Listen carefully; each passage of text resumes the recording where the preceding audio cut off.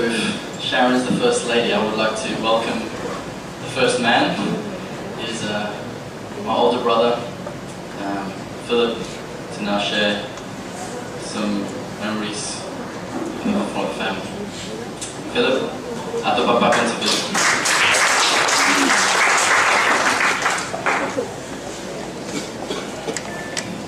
Morning, everyone.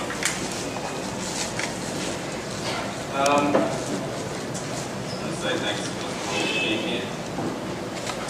It means a lot to all of us to see everyone here. Old friends, family, people from the church, people that met, that meet you all soon. We all knew our father in one way or another. My father, sorry.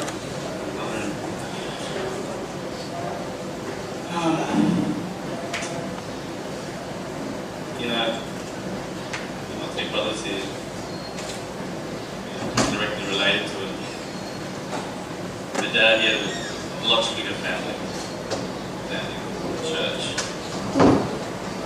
and felt like he devoted most of his life equally between us. We weren't just kids. He was away half the time. You really get to see him like that. Doing God's work. That was his purpose in life. So as a son growing up, it was tough not seeing him.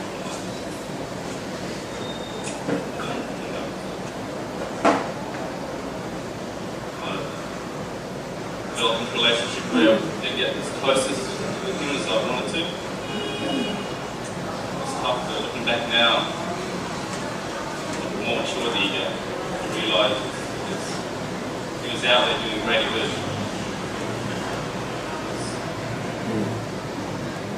Out there saving people, healing people, being there for other people, touching other people's lives.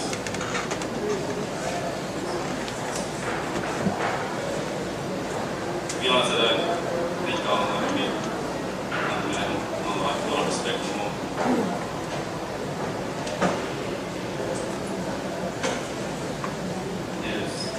Larger than life. It's a character. Always love to hear him speak. It's great, you know, most of you here are probably the speaker sermon in church, the service, and never stop listening to him. You always have your eyes transfixed on him. It's that kind of guy. Charismatic. He grew up as an orphan in England in the war. Had no love growing up. No love.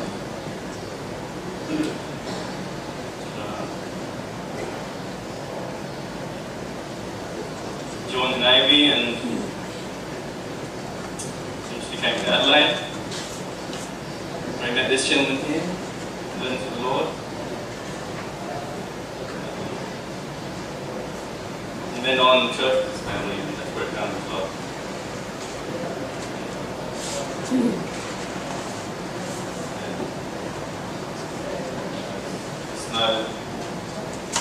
There's no better place right now than where we are, and that's why I take comfort from.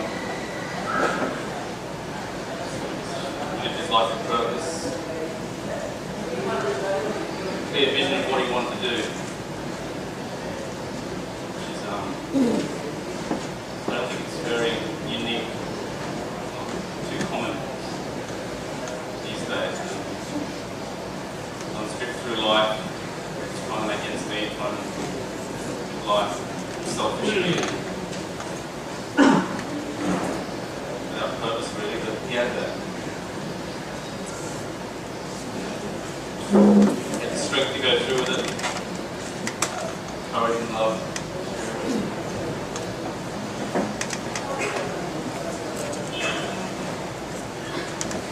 Just say I love you, Dad.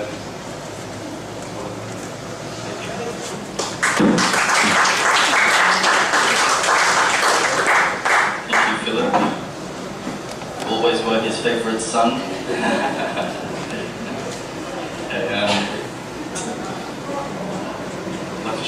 words as well about my father. Like Philip said, he had a large life. He lived a big life, and in everything. He's got a big casket here, as Eric was saying earlier. He had a big appetite for ice cream and chocolates, and then he had a big heart. Yeah, he loved so many people, touched so many people's lives. We can see here. I can remember the stories as well. We were all accustomed to his stories. One particular story which I loved hearing about was when he was an orphan in England, and it was his first Christmas. And they said that it was the first time everyone was going to get a Christmas present for Christmas. So they were so excited sila tanan na makadawat na sila regalo sa Pasko. For the first time nila, kay orphans na sila, wala pa sila papa o mama, ito sila sa orphanage. And so he was waiting up all night in bed for Santa Claus to come and give him the present. And what happened was, at midnight, sure enough, he saw this dark shape come along, and they put socks, medyas sa ilang the end of their beds para iputang ng regalo sa ilang medyas.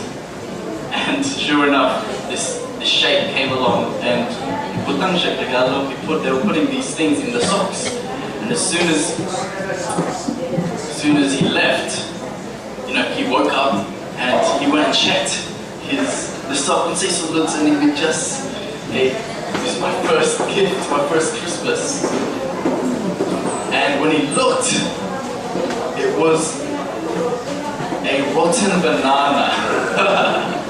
Kanang latado or kanang sobrang nahinog na saging. And he was so disappointed. He was so disappointed that he was like, oh, my first Christmas, how can I get a rotten banana? And so while no one else was looking, he went to his neighbor's bed and replaced the banana with his banana. I got a nice banana for Christmas. So that was the story of his first Christmas. Of course, we know him as a man with a big heart. We all know that I think he learned his lesson from that. He felt very guilty about that. And from then on, he was very generous and giving of everything, including his time and his money, and to all the churches here which were blessed by him. So I'm happy to share my life with him. I'm honored. He's a great man, and I just want to share, I was encouraged by these words in 2 Timothy 4, verse 7. It says, I've fought the good fight, I've finished the race, I've kept the faith. Now there is in store for me the crown of righteousness, which the Lord, the righteous judge, will award to me on that day. And not only to me, but also to all who have longed for his appearing. So I believe he's wearing a crown today up in heaven. And we will all get to see him as well one day. So thank you all for sharing this moment with us today. And love you all very much. And I'd like to welcome my other dear brother, Harold. If you could overall welcome him up this morning.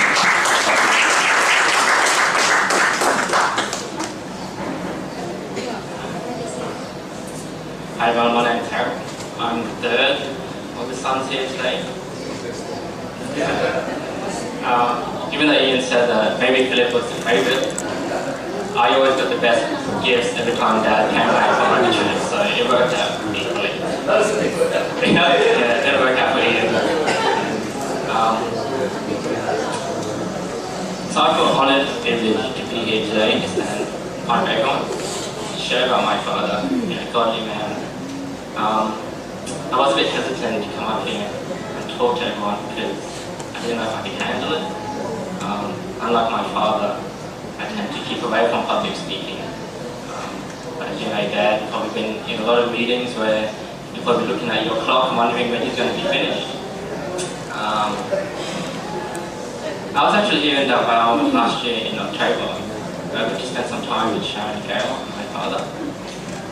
And I had some alone time with him, and I actually asked him if he ever finished that book that he was writing.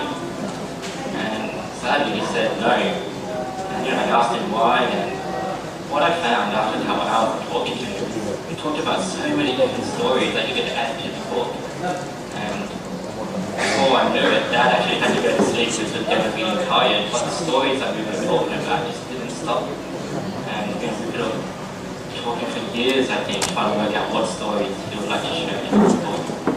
But the story that I'd like to share with you today is a more recent one. It's my experience of what happened on May 19th, of my father's passing away.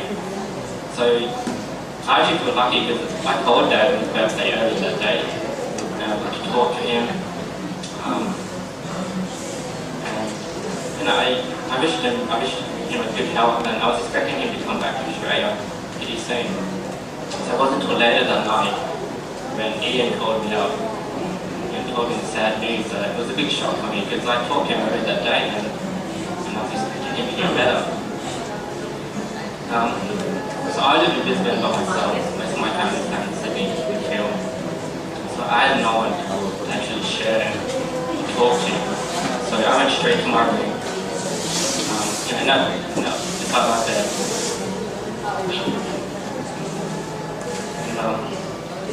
And I was praying and I was crying.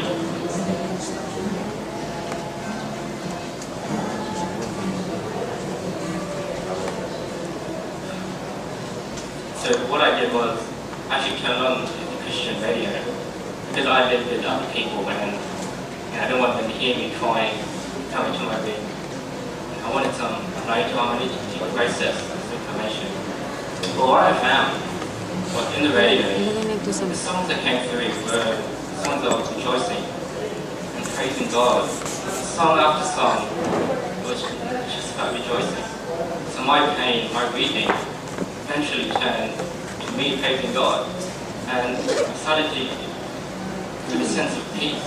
And before I knew it, the sun actually came up. And I was next to my bed the whole night, actually rejoicing God, because I knew that my dad was in a better state. And so I had to go to work the next day, and my manager saw me straight away, and she could see from my face, my eyes being red, that she knew that something was wrong. And I told her the news, and they said, come straight over to the Philippines and spend it with your family. And thank you for everyone being here. And it's good to be here with my brothers, my father's really close friends, and Sharon, Gail, and my father's extended family. Even though it's sad that my father's gone, I do have a sense of peace, and I feel honored that I can share this with everyone here today. Thank you.